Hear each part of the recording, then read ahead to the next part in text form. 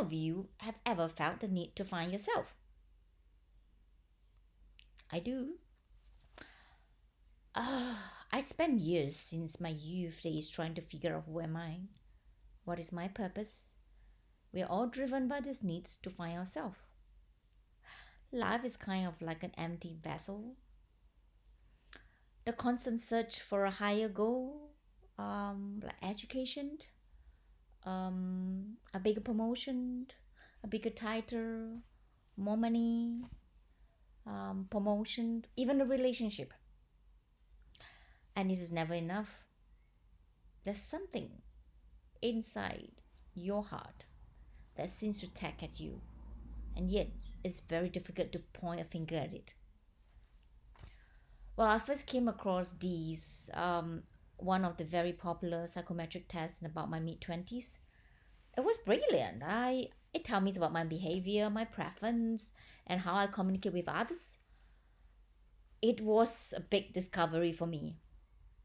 As I recall, I was always under the illusion that I was an introvert. Until the test was done, suddenly I found a side of me that I didn't realize. And only with deeper thoughts of my actions and my behaviors and my preference, I honestly begin to see that I am an extrovert. So here I am today. How about you? Have you done any psychometric tests?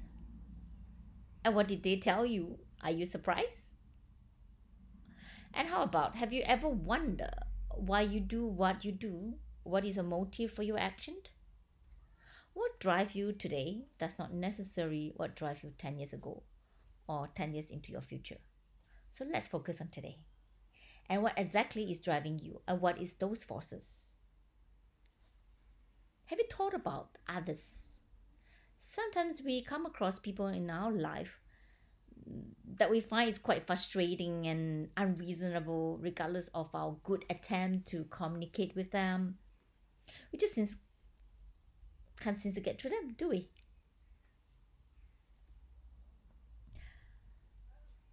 You see, we all have a story to tell. This is only whether we are conscious of it. Now, close your eyes for a moment and wander into your future. And I want you to sit very gently on a rocking chair and be whatever age you want. It's likely to be maybe your 80s, 90s, and you're comfortably sitting there and you're looking back to all the years of your life where your grandchildren are just at your feet, demanding another story of your life. What will you be telling them? Will you tell them of the time you missed a chance to fulfill a dream because you're too scared? Because you don't know what is going on? You're too influenced by someone else? Or you want to tell them, despite all the odds, you keep with your values, you did what is right, and follow the compass of your heart. So fast forward through the years and look at your life as it is now. Your life is your choice. As you look at this picture, you saw this book. Well, this beautiful pen. It's true. It's never too late to write the script of your life. I started writing mine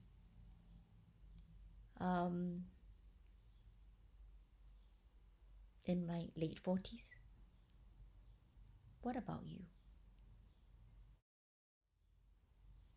Be the author of your life, and it's time to start writing it yourself.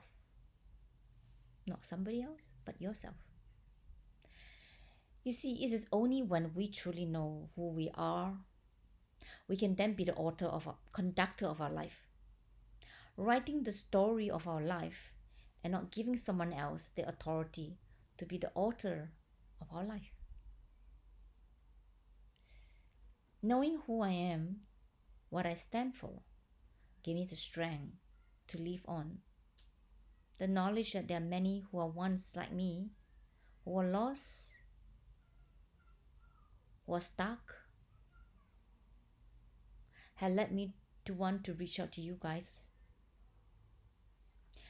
This is very much my own journey, looking to understand, to find out what is my life is, or who am I in this journey of life. And this has now become my philosophy.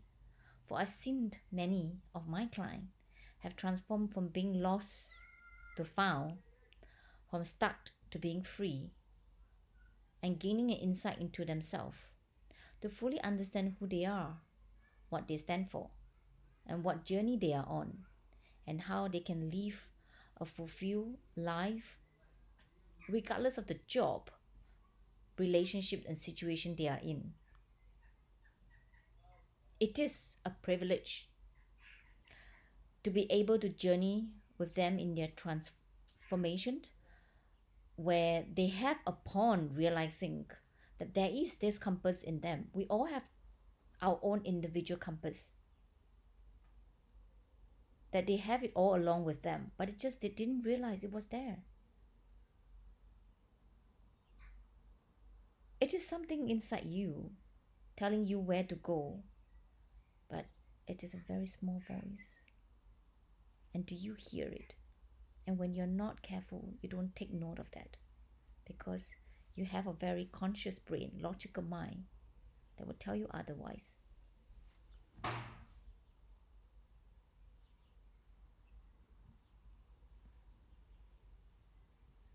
So self-awareness, what we also known or referred to as self-knowledge or introspection, is about really knowing your own needs, your desire, your feeling, your habits, and everything else that make you the unique individual as you are.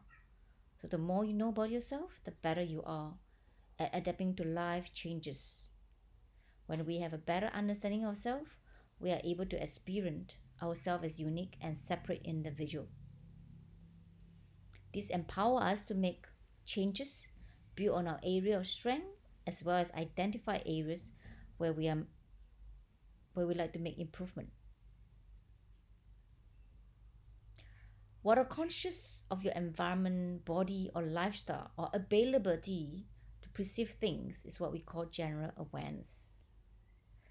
Self awareness is actually a vital first step in taking control of your life, creating what you want, mastering your future.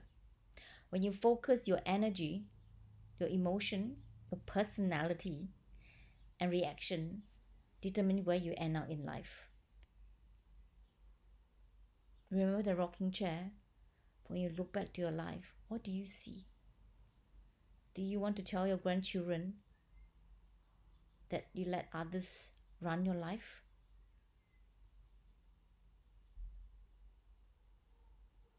It is therefore important to put the time into this self-awareness reflection, because it's not learned in a book. It's achieved through this time or spending the time, quality time by yourself, reflecting, using what you have learned in this course, in this journey, about yourself to inform decision, behavior, and interaction with others.